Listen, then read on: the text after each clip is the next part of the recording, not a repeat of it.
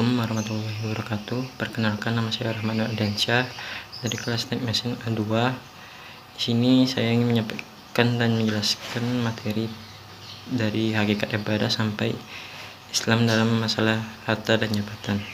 Yang pertama, satu, hakikat ibadah. Konsep ibadah dalam Islam sangat berbeda dengan konsep dan amalan-amalan agama atau kepercayaan lain. Ibadah bukan perbuatan mengasingkan diri, menolak dan meninggalkan kehidupan dunia. Ibadah dalam Islam merupakan puncak dari pesan tunduk dan patuh pada Allah dan klimaks dari perasaan yang merasakan kebesaran Allah sebagai tempat pengabdian diri.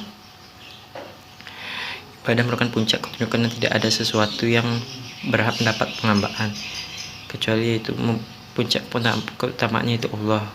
Ibadah dalam perbuatan kaum muslimin dalam mendekatkan dirinya kepada Allah dan menyuruh kebesarannya dalam perundang-undangnya yang suci dalam Islam. Ibadah mahdoh dan ghair mahdoh. Secara garis besar ibadah terbagi menjadi dua. Yang pertama, ibadah ghair mahdoh khusus, yaitu apa yang telah ditetapkan Allah akan perincian tingkah dan cara-caranya tertentu. Berdasarkan pengertian, maka prinsip-prinsip ibadah mahdoh dapat dijelaskan berikut. Keberadaannya harus berdasarkan perintah dalil baik dari Al-Quran maupun Sunnah Rasul. Kedua, tata caranya harus berpula pada contoh yang telah dibuat oleh Rasulullah. Ketiga, bersifat suprarasional. Yang kedua, ibadah gairu atau mahdoh umum adalah segala sesuatu yang dicintai oleh segala sesuatu yang dicintai dan diridai Allah, baik berupa perkataan maupun perbuatan, baik lahir maupun batin. Berdasarkan penjelasan di atas, maka prinsip-prinsip ibadah gairuh mahdoh atau umum adalah sebagai berikut. Keberadaannya didasarkan atas tidak adanya dalil yang melarang baik dari Al-Quran maupun Sunnah Rasul. Kedua, tata laksana tidak perlu berpola pada contoh yang dibuat Rasulullah. Selain membagi ibadah sebagaimana sudah dijelaskan di atas, di kalangan ulama ada yang membagi ibadah berdasarkan beberapa aspek antara lain: satu, ibadah yang dari segi bentuk dan sifatnya; dua, ibadah dari segi hak; yang ketiga, ibadah ditinjau dari segi pelaksanaannya; yang keempat, ibadah ditinjau dari segi kepentingannya. Hikmah ibadah. Dari penjelasan mengenai hikmah melaksanakan ibadah di atas, bahwa hikmah melaksanakan ibadah bertujuan untuk menyembuhkan hati manusia sebagaimana obat untuk menyembuhkan badan yang sakit. Sebagai contoh, ibadah dapat menyembuhkan hati manusia. Misalnya, seseorang yang sedang resah dan gelisah, keresahan dan kegelisahan dapat disembuhkan dengan sholat. Dapat kita pahami bahwa ibadah merupakan jalan perantara untuk mewujudkan hal-hal yang lain, yaitu kebaikan akhlak dan budi pekerti serta keamanan dan ketentraman masyarakat.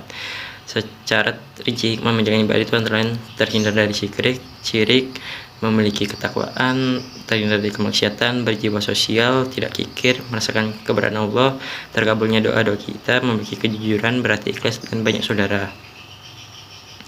Yang kedua, itu bab 2, sholat. Hakikat sholat. Menurut pengertian istilah, sholat adalah ibadah yang dimulai dengan niat, diawali dengan bacaan takbiratul ihram dan diakhiri dengan memberikan salam dengan syarat dan ketentuan yang mengikut atau diajarkan oleh Nabi Muhammad. Secara substantif, ibadah sholat mempunyai tujuan untuk mendekatkan hamba dengan penciptanya. Hal ini selaras dengan perintah Allah tentang tujuan pelaksanaan sholat yang terdapat dalam Al-Quran. Mengapa Allah mewajibkan sholat? Dari penjelasan di atas, maka dapat disimpulkan bahwa kewajiban sholat pada hakikatnya adalah bentuk kasih sayang terbesar yang diberikan oleh Allah kepada hambanya. Karena begitu besar dan pentingnya sholat bagi manusia, maka Allah sendiri yang memberikan perintah tersebut langsung kepada Nabi Muhammad. Momentum suci tersebut dapat terjadi pada peristiwa Isra dan Mi'raj Nabi Muhammad. Tujuan dan fungsi sholat. Secara terinci berikut ini dijelaskan beberapa tujuan ibadah sholat.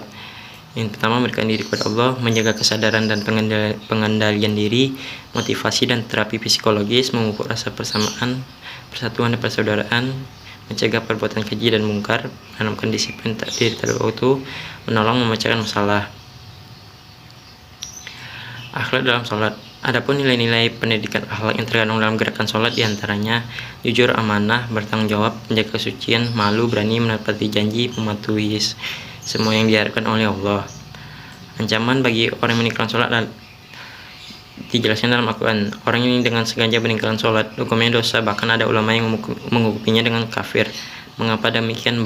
Bagaimana pernah Kan Rasulullah bahwa yang membedakan orang Islam dengan kafir adalah sholatnya.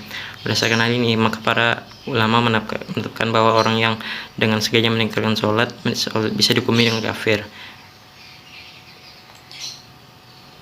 Bab 3. Puasa. Hakikat puasa. Sesungguhnya puasa yang disyariatkan bukanlah sekadar menahan diri dari makan dan minum, namun hakikatnya adalah puasa yang memiliki dua dimensi sekaligus, lahir maupun batin. Yang pertama, puasa umum. Puasa umum adalah menahan perut dan kemaluan dari menuruti selera syahwat, menahan diri dari melakukan berbagai pembatal puasa seperti makan, minum, dan bertubuh. Yang kedua, puasa orang khusus atau VIP. Puasa khusus adalah menahan pandangan, lisan, kaki, pendengaran, penglihatan, dan seluruh anggota tubuh dari dosa-dosa. Yang ketiga, puasa super orang khusus atau VVIP. Puasa super khusus adalah puasa hati dari rendah dan pikiran yang menjauhkan hati dari Allah, serta menahan hati dari berpaling pada selain Allah secara totalitas. Mengapa Allah mewajibkan puasa? Lalu kenapa setiap muslim wajib berpuasa? Berikutnya menjadi dasar hukum atas kewajiban tersebut. Yang pertama, rukun Islam, perintah Allah, tolak ukur keimanan, bulan penuh ampunan, dibukakan pintu surga, dijauhkan dari neraka, bulan penuh berkah, bulan bersejarah, malam Lailatul Qadar, hal yang berlipat ganda, membuat tubuh sehat, lebih sabar, dan menjauhkan diri dari maksiat. Tujuan dan fungsi puasa juga dapat fungsi sebagai latihan mengendalikan syahwat, sebab syahwat sangat mudah dikendalikan oleh kondisi lapar. Hikmah puasa berikut adalah beberapa hikmah di balik puasa Ramadan yang kami syariatkan dari pengalaman, yaitu menggapai derajat takwa, hikmah di balik meninggalkan syahwat dan kesenangan dunia, mulai beranjak menjadi lebih baik. Yang keempat, kesempatan untuk saling berkasih sayang dengan si miskin dan merasakan penderitaan mereka. Makna spiritual puasa. Yang pertama, sedikitnya ada 5 makna spiritual puasa yang akan diuraikan. Yang pertama, makin bertakwa kepada Allah, memperkuat hubungan dengan Allah, menahan hawa nafsu, melatih kesabaran, dan membangun karakter dan perilaku yang lebih baik. Puasa dan pembentukan insan berkarakter. Tujuan dari ibadah puasa adalah membentuk pribadi yang bertakwa. Hal ini sebagaimana firman Allah dalam surah Al-Baqarah ayat 183 yang artinya, hai orang-orang yang beriman, diwajibkan atas kamu berpuasa sebagaimana telah diwajibkan atas orang-orang sebelum kamu, mudah-mudahan kamu bertakwa. Bab 4. Haji. Pengertian haji. Kata haji berasal dari bahasa Arab yang bermakna tujuan dan dapat dibaca dengan dua lafaz, al-hajj dan al-hijj.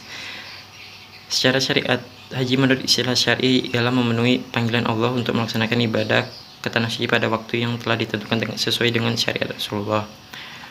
Yang kedua, mencapai haji mabrur. Bagi Allah yang berkecukupan rezeki, maka hendaklah dia menunaikan ibadah haji, karena haji merupakan kewajiban dan rukun Islam. Haji mabrur adalah haji yang sesuai dengan tuntunan syar'i, menyimpulkan hukum-hukumnya, mengajarkan dengan penuh kesempurnaan dan lepas dari dosa serta terhiasi dengan amalan solid dan kebaikan. Bagaimana kriteria haji mabrur? Yang pertama, ikhlas. Yang kedua, meneladani kepada Nabi. Yang ketiga, harta untuk berangkatnya haji adalah harta yang halal. Yang ketiga, segala kemaksiatan, kebid'ahan, dan penyimpangan. Yang kelima, berakhlak baik antar sesama, tawadu dalam bergaul, dan suka membantu kebutuhan saudara.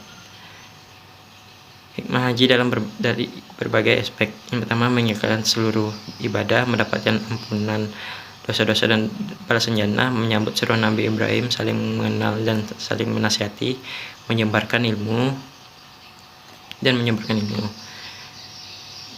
Bab 5. Ibadah maliyah. Pengertian ibadah maliyah yang dimaksud adalah ibadah yang dilakukan dengan menggunakan harta benda, misalnya haji, umroh, zakat, infak, sedekah, fidyah, kafarat, kurban, akikah, al-hadiyud, dam, dan lain-lain. Macam-macam ibadah maliyah. Ibadah maliyah dapat dibagi dalam beberapa bentuk, dan ibadah yang mencampur dengan maliyah itu seperti haji dan umroh. Di dalam ibadah haji dan umroh bergabung ibadah sholat, syafar, dan kurban untuk haji. Kemudian ada ibadah maliyah yang berupa pengorbanan harta saja, seperti zakat, infak, sedekah. Urgensi ibadah maliyah. Ibadah maliyah sangat penting dilihat dari berbagai segi, antara lain membersihkan harta dari kotoran kebakilan, keserakahan, kekejaman, dan kezaliman terhadap kaum kafir miskin. Itu kedua, berfungsi ekonomi, membantu makanan bagi yang miskin dan memerlukan. ketiga, memiliki fungsi sosial dan dengan memberikan zakat pada fakir miskin bisa menjaga keseimbangan hidup atau kesenjangan dan menghindari ketidakadilan sosial. Yang keempat, memupuk rasa kasih sayang dan kecintaan orang kaya. Agnia kepada yang tidak memiliki harta sehingga terjalin keterpaduan antara orang miskin dan orang kaya. D. Hikmah menjalankan ibadah maliyah. Ibadah maliyah membawa berkah baik kepada orang miskin selaku penerima apapun orang kaya atau para agnia. Di antaranya yang pertama, bagi si kaya sesuai dengan fungsinya sebagai pembersih harta, selain juga pembersih hati. Yang kedua, bisa membersihkan hati dari penyakit tamak, rakus, sihir, dan serta penyakit-penyakit hati lainnya. Ketiga, memberikan zakat atau infak dari lainnya kepada fakir miskin bisa menjaga keseimbangan hidup atau kesenjangan dan menghindari ketidaksosial. Yang keempat, memupuk rasa kasih sayang dan kecintaan orang kaya kepada orang miskin sehingga terjadi keterpaduan antara orang miskin dan orang kaya. Yang keenam, bab 6, akhlak. Akhlak diartikan juga sikap yang melahirkan perbuatan, perilaku, tingkah laku, mungkin baik, mungkin buruk. Sumber akhlak dalam Islam. Akhlak orang-orang muslim bersumber dari Al-Quran Al-Karim dan hadis Nabi yang sahih. Tujuan Islam adalah membentuk seseorang menjadi saleh. Hal tersebut menyebabkan perlunya pendidikan akhlak bagi seseorang supaya seseorang menjadi saleh yang senantiasa menghiasi seluruh perbuatannya, tindakannya, dan hal-hal yang berhubungan dengan Tuhannya, agamanya, dan dengan sesama manusia, bahkan seluruh makhluk. Yang pertama, Al-Quran merupakan sumber pertama bagi akhlak. Kedua, hadis merupakan sumber dari ajaran syariat. Hadis adalah segala ucapan, perbuatan, dan ketetapan Rasulullah. Hadis merupakan sumber yang kedua bagi akhlak dengan dalil Al-Quran. Tujuan seseorang berakhlak mulia itu untuk mendapatkan ridho dari Allah. Si Islam senantiasa menjaga persatuan yang saling menyayangi, tolong menolong, dan mewariskan cinta kebaikan dengan sesama dari hal-hal yang berhubungan dengan berbuat baik kepada kedua orang tua, anak-anak, istri-istri, saudara-saudara, tetangga, seluruh umat Islam, bahkan selain orang Islam. Pentingnya berakhlak mulia. Kasih sayang akan muncul setelah tujuan dari hal itu terwujud. Terdapat beberapa dalil yang menunjukkan betapa pentingnya akhlak, karena akhlak mengantarkan seseorang bahagia di sana dan di akhirat. Yang pertama, itu melaksanakan perintah Allah. Akhlak menjadi sebab taat kepada Rasulullah. Yang ketiga, akhlak menjadi sebab mahabbah kepada Allah. 4, akhlak sebab mahabbah kepada Rasulullah. Yang 5, akhlak menjadi sebab paling mulia untuk masuk surga. 7, macam-macam akhlak. Akhlak kepada Allah. Para ulama menjelaskan bahwa berakhlak baik kepada Sang Khalik berputar pada 3 perkara. Yang pertama, membenarkan berita datang dari Allah, menerima hukum-hukum yang Allah tetapkan dengan mengamalkannya. Itu 3, menerima takdir Allah dengan sabar dan ridho. Akhlak kepada Rasulullah. Yang pertama, bagaimana syarat diterimanya amal soleh dan kebermanfaatan amal soleh tadi bagi kita di akhirat kelak. Kedua, orang yang musyrik bagaimanapun amalannya baiknya ketika di dunia tidak akan membuat dia mendapat ampunan di hari kiamat. Ketiga, dan juga amalannya tidak membuat nambah berat amalan baiknya di hari kiamat, hanya akan mendapat balasan di dunia namun tidak di akhirat. Adapun taat kepada Rasul termasuk bentuk ketaatan kepada Allah. Akhlak individu atau akhlak terhadap diri sendiri. Yang pertama, ada berakhlak terhadap jasmani, berakhlak terhadap jiwa, berakhlak terhadap akal.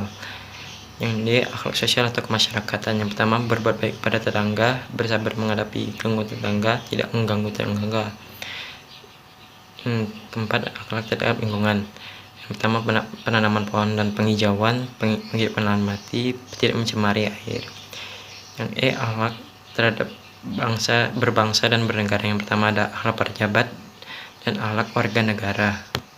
Bab 9, akhlak dalam keluarga.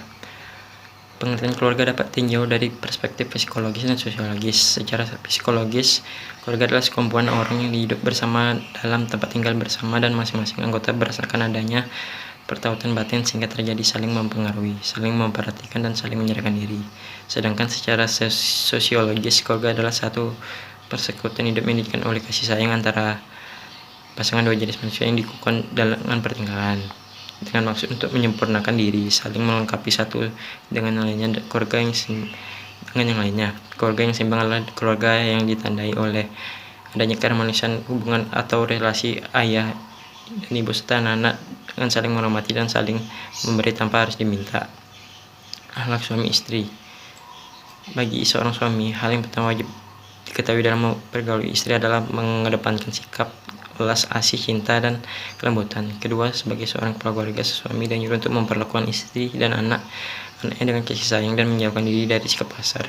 Ketiga, seorang suami sangat membutuhkan pasukan kesabaran agar ia tangguh dalam menghadapi keadaan yang tidak mengenakan. Keempat, seorang suami hendaknya mampu mencintainya.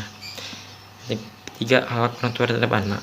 Ada beberapa langkah yang dilaksanakan oleh orang tua dalam perannya mendidik anak, antara lain orang tua sebagai panutan, orang tua sebagai motivator anak, orang tua sebagai cermin utama anak. 4. Orang tua sebagai fasilitator anak. Yang bab 8 ngomongin keluarga sakinah. Pernikahan adalah fitrah kemanusiaan, maka dari itu Islam menganjurkan untuk menikah karena nikah merupakan gariza insaniyah atau naluri kemanusiaan. Pertama, Islam tidak menyukai bujang. Islam menganjurkan menikah. Tujuan pernikahan dalam Islam itu untuk memenuhi tuntutan naluri manusia yang asasi, untuk membentengi akhlak yang mulia, untuk menegakkan rumah tangga yang islami. Yang 4, ada tata cara pernikahan dalam Islam, hak dan kewajiban suami istri. 10. Akhlak sosial. Pandangan Islam tentang kehidupan dunia. Sosial adalah hubungan individu dalam sebuah komunikasi dan bagaimana cara mereka menjalin hubungan antar sesama dalam berbagai kegiatan bersama, dan hubungan ini merupakan inti dari sebuah interaksi di antara mereka di lingkungan masing-masing dan tidak terikat oleh sebuah pola tertentu. Menurut Kuncharaningrat, dalam kehidupan masyarakat banyak sekali terdapat peranata sosial. Karena peranata sosial tersebut berbeda antara orang satu dengan yang lainnya dalam sebuah komunitas. Menurutnya, ada beberapa macam peranata sosial, yaitu sebagai berikut. Peranata sosial yang bertujuan memenuhi kebutuhan masyarakat, kebutuhan kehidupan kekerabatan, misalnya keluarga. Yang kedua, peranata sosial yang bertujuan untuk memenuhi kebutuhan manusia untuk mata pencarian, misalnya pertanian. Yang ketiga, peranata sosial yang bertujuan untuk memenuhi kebutuhan pendidikan, misalnya SD, SMP, SMA, universitas atau kuliah. Peranata sosial lainnya adalah peranata sosial yang bertujuan untuk memenuhi kebutuhan ilmiah manusia, yaitu misalnya ilmu pengetahuan. Ada beberapa faktor yang mempengaruhi manusia hidup bermasyarakat, yaitu 1. Faktor alamiah atau kodrat Tuhan. Yang kedua, faktor saling memenuhi kebutuhan. Yang ketiga, faktor saling ketergantungan. Selanjutnya bab 11, yaitu muamalah. Muamalah yaitu suatu aturan hukum Allah yang mengatur manusia dalam kaitannya dengan urusan duniawi dalam pergaulan sosial. Muamalah. Al-Fikri dalam kitabnya Al-Muamalah Al-Madiyah wal Al-Adabiyah menyatakan bahwa muamalah dapat dibagi menjadi dua sebagai berikut. Yang pertama, Al-Muamalah Al-Adabiyah ialah suatu muamalah yang ditinjau dari segi cara tukar-menukar benda yang bersumber dari panca indera manusia, yang unsur penegaknya adalah hak-hak dan kewajiban-kewajiban, misalnya jujur, hasud, dengki, dendam. Yang kedua, Al-Muamalah Al-Madiyah, yaitu suatu muamalah yang mengkaji objeknya, sehingga sebagian ulama bahwa muamalah Al-Madiyah adalah muamalah bersifat kebendaan karena objek fikih muamalah adalah benda yang halal, haram, dan syubhat untuk diperjualbelikan, benda-benda yang memudaratkan dan benda yang mendatangkan kemaslahatan bagi manusia, serta segi-segi yang lainnya. C. Akhlak dalam bermuamalah. Al-Asri Al-Basri menunjukkan bahwa akhlak yang baik ketika bermuamalah terhadap sesama terangkum pada 3 perkara. Yang pertama, menahan diri dari mengganggu sesama, menggerakkan kebaikan bagi sesama, menampakkan wajah yang ceria. Yang seterusnya bab 12, Islam dalam persoalan hidup dan kerja. Hakikat hidup dan kerja. Dalam diri manusia terdapat apa yang disebut dengan nafs sebagai potensi yang membawa kepada kehidupan. Dalam pandangan Al-Quran, nafs diciptakan Allah dalam keadaan sempurna untuk berfungsi menampung serta mendorong manusia berbuat kebaikan dan keburukan. Yang B, rahmat Allah atas orang yang rajin bekerja. Bekerja bagi seorang muslim adalah rangka dalam mendapatkan rezeki yang halal dan memberikan manfaat sebesar-besarnya bagi masyarakat sebagai ibadah kepada Allah. Dapat dipahami bahwa seorang muslim yang akan mendapat kasih sayang dari Allah adalah apabila orang itu jauh dari sifat malas, sedang melakukan kegiatan-kegiatan yang bermanfaat, rajin bekerja, tidak menyia-nyiakan waktu, menyadari bahwa semua aktivitas yang dilakukan adalah berangkat beribadah kepada Allah. C. Akhlak dalam bekerja. Seorang muslim dalam bekerja selalu berhati-hati dan terbuka pikirannya kepada keindahan ciptaan Allah. Dia menyadari bahwa Allah yang mengontrol segala urusan dunia dan kehidupan manusia. D. Profesionalisme dalam bekerja. Profesional berarti berkualitas, bermutu, dan ahli dalam satu bidang pekerjaan yang menjadi profesinya. Suatu pekerjaan yang dilaksanakan oleh seseorang yang memang ahlinya tentu akan mendapatkan hasil yang bermutu dan baik. Sebaliknya, suatu pekerjaan yang dilaksanakan oleh seseorang yang bukan profesinya akan mendapatkan hasil yang tidak bermutu dan bahkan akan berantakan. Yang terakhir, bab 13, yaitu Islam dalam masalah harta dan jabatan. Harta dan jabatan adalah amanah dan karunia Allah. Harta dan jabatan adalah amanah yang Allah titipkan juga kepada kita. Keduanya juga akan dimintai oleh Allah sebagai pertanggungjawabannya di hari kemudian, baik terhadap cara mendapatkannya maupun cara mempergunakannya setelah didapat. Yang B. Kewajiban mencari harta. Mencari rezeki merupakan tuntutan kehidupan yang tak mungkin seseorang menghindar darinya. Seorang muslim tidak melihatnya sekedar sebagai tuntutan kehidupan, namun ia mengetahui bahwa itu juga merupakan tuntutan agamanya dalam rangka menaati perintah Allah untuk memberikan kecukupan dan ma'asyah kepada diri dan keluarga atau siapa saja yang berada di bawah tanggung jawabnya. Keutamaan makan dari hasil tangan sendiri. Allah telah memberikan kepada kita karunia-Nya berupa kesempatan, sarana dan prasarana untuk mencukupi kebutuhan kita. Allah menjadikan waktu siang agar kita gunakan untuk mencari penghidupan. Yang keempat, harta dan jabatan sebagaimana. Harta atau al-mal menurut Wabah Zuhaili didefinisikan sebagai sesuatu yang dapat mendatangkan ketenangan dan dapat dimiliki manusia dengan sebuah upaya, itu berupa zat maupun manfaat. Menurut Hanafiyah, al-mal adalah segala sesuatu yang mungkin dimiliki, disimpan dan dimanfaatkan. Menurut bahasa, jabatan artinya sesuatu yang dipegang, sesuatu tugas yang diemban semua orang yang punya tugas tertentu, kedudukan tertentu atau terhormat dalam setiap lembaga atau institusi lazim disebut orang yang punya jabatan. Yang kelima, sikap terhadap harta dan jabatan. Disebabkan harta dan jabatan itu adalah merupakan amanah dari Allah, maka kita harus bersikap hati-hati terhadapnya. Bila terhadap harta kita wajibkan berupaya dan berusaha mencarinya, karena harta merupakan kebutuhan kita sebagai bagian dari modal hidup. Namun bukan demikian hal tentang jabatan itu merupakan amanah. Oleh karena itu kita tidak harus ambisius untuk memperolehnya.